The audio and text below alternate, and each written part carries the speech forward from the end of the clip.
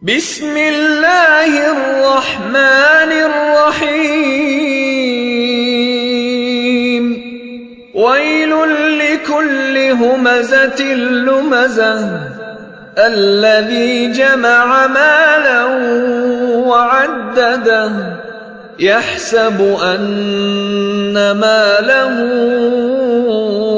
أخلده كلا لينبذن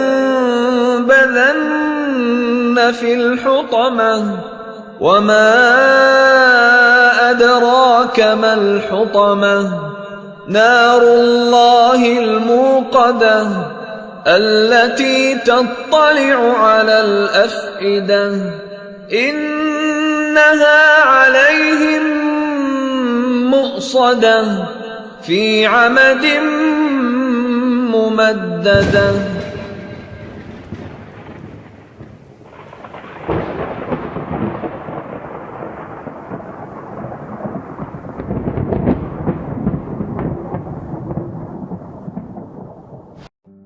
أستغفر الله العظيم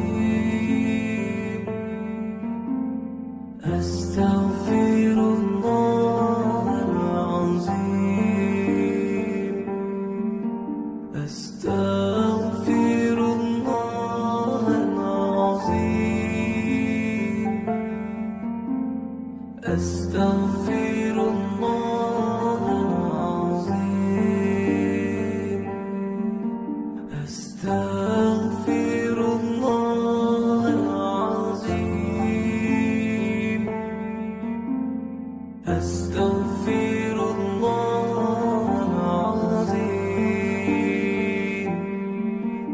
أستغفر الله العظيم.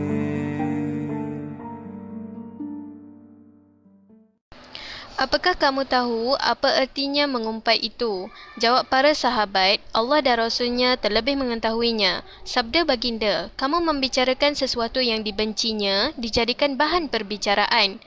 Ditanyakan kepada baginda, apa pendapat tuan sekiranya ada yang demikian itu pada saudaraku, wahai Rasulullah? Sabda baginda, sekiranya ada padanya, maka sesungguhnya kamu mengumpatnya, dan sekiranya tidak ada padanya, maka sesungguhnya kamu telah memfitnahkan terhadapnya. Riwayat Muslim. Dalil kedua daripada surah Al-Hujurat ayat 12, dan janganlah sebahagian kamu mengumpat sebahagian yang lain. Subhanallah wa bihamdihi Subhanallah al-azim Subhanallah.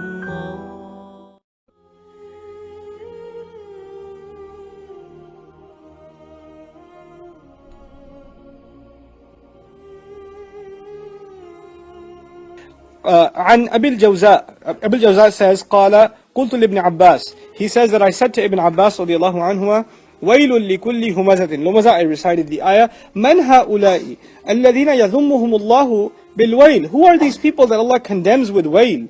هم المشاؤون بالنميمة, Ibn Abbas says, these are the people who walk around, informing and tattling and, ratting out people constantly.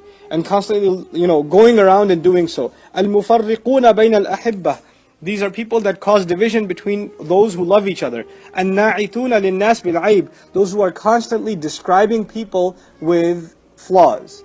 The way they call people and talk about people. Oh, you're talking about that short guy over there? Oh yeah, him, yeah.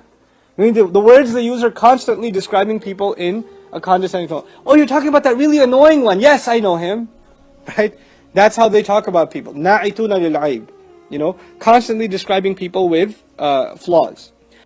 Humaz and lumaz are actually the original words, and they, according to most Arab linguists and lexicons and things like that, they're considered qaribul ma'na, which means they are almost interchangeable in how they are used. There are very subtle differences between these two. Imam Razi quotes Ibn Abbas radiallahu anhu as saying that humaz is behind the back, while lumaz is in the face.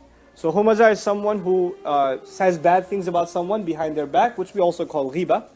but they do it a lot because of the way the word is spelled. And lumaz is someone who insults them in their face. By the way, this is important to note for the reason the previous surah was dedicated to get your mind concerned with the primary concern, which is innal insana lafi khusr. And the primary remedy of you getting out of trouble, illa alladhina amanu wa amilu salihat wa tawasaw bil haqq wa tawasaw bis sabr. That's what you're supposed to be concerned with. When those concerns go away, then your mind travels to these other things. And instead of finding flaw in yourself, you start finding flaw in others.